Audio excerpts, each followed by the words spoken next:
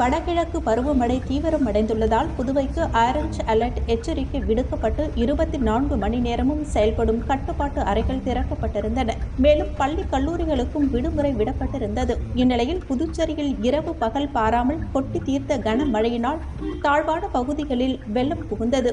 கனமழையினால் பாதிக்கப்பட்ட பகுதிகளை முதலமைச்சர் ரங்கசாமி பார்வையிட்டார்.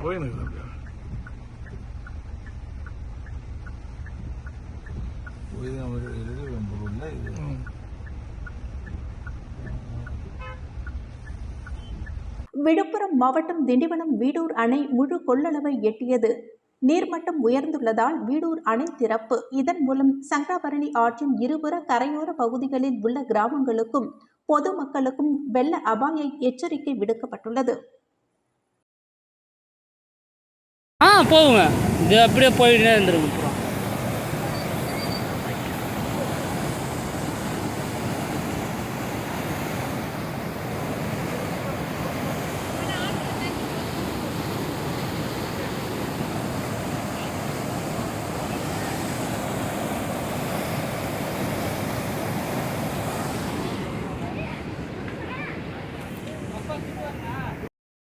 புதுச்சேரியில் இரவு பெய்த கனமழையின் காரணமாக உருளையன்பேட்டை தொகுதிக்கு உட்பட்ட உப்பனாறு வாய்க்கால் ஒட்டி உள்ள தாழ்வான பகுதிகளான கோவிந்த சாலை, குபேர் நகர், கல்வே பங்களா, அந்தோணியர் கோவில் வீதி மற்றும் அதனை சார்ந்த பகுதிகளில் உருளையன்பேட்டை தொகுதி சட்டமன்ற உறுப்பினரும் புதுச்சேரி மனிதநேய மக்கள் சேவை இயக்க நிறுவன தலைவருமான நேரு என்கின்ற குப்புசாமி மழைநீர் தேங்கி இருக்கும் பகுதிகளில் ஆய்வு மேற்கொண்டார்.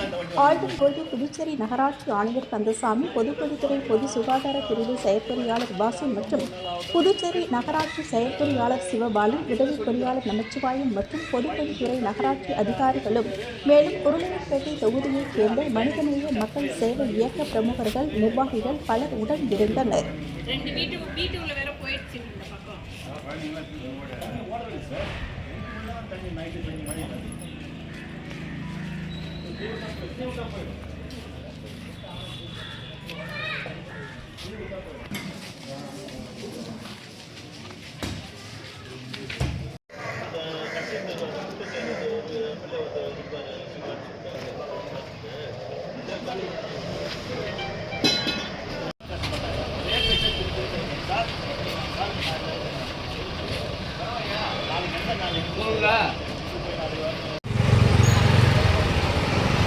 புதுச்சேரி மாநிலம் கோர்க்காடு ஏரிக்கரை பகுதியில் வசிக்கும் பழங்குடி இன மக்கள் பகுதியில் மழைநீர் சூழ்ந்துள்ளதால் அங்கு வசிக்கும் மக்கள் சிரமத்திற்குள்ளாகினர்.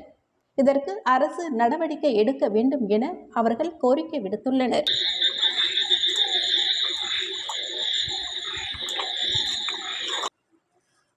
தமிழகம் புதுவையில் வடகிழக்கு பருவமழை தீவிரமடைந்துள்ளதால் புதுவை பகுதிகளுக்கு ஆரஞ்ச் அலர்ட் எச்சரிக்கை விடுக்கப்பட்டிருந்தது.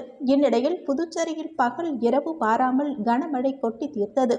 இதனால் தாழ்வான பகுதிகளில் தண்ணீர் புகுந்தது. இதேபோல் விளை நிலங்களிலும் கனமழையினால் நெற்பயிர்கள் மூழ்கி சேதமடைந்துள்ளன.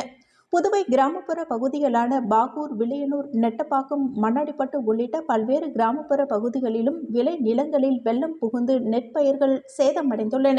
புதுவை மாநிலம் மண்ணாடிப்பட்டு கொம்யூன் கைக்கிளம்பட்டு கிராமத்தில் சுமார் 60 ஏக்கர் விளை நிலத்தில் நெற்பயிர்கள் நீரில் மூழ்கி விளை நிலங்கள் கடல் போல் காட்சியளிக்கிறது. எனவே அரசு கனமழையினால் நெற்பயிர்கள் பாதிக்கப்பட்ட பகுதிகளில் பார்வையிட்டு உரிய இழப்பீடு வழங்க வேண்டும் என அப்பகுதி விவசாயிகள் அரசிற்கு கோரிக்கை விடுத்துள்ளனர்.